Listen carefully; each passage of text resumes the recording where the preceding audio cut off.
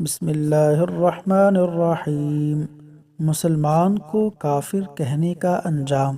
رسول اللہ صلی اللہ علیہ وسلم نے ارشاد فرمایا، جس نے اپنے بھائی کو کہا اے کافر، تو بہرحال ایک کے اوپر وہ کفر لوٹ کے رہے گا، یعنی اگر جس کو کافر کہا ہے وہ کافر نہیں تو کہنے والا کافر بن جائے گا۔ صحیح مسلم حدیث نمبر 2۔ رسول اللہ صلی اللہ علیہ وسلم کا ارشاد ہے، مومن دوسرے مومن بھائی کے لیے مضبوط عمارت کی طرح ہوتا ہے، جس کا کچھ حصہ دوسرے حصے کے لیے تقویت کا باعث ہے۔ پھر آپ نے انگلیوں کے مابین تشقیق کر کے اس کی مثال سمجھائی۔ حدیث نمبر 3۔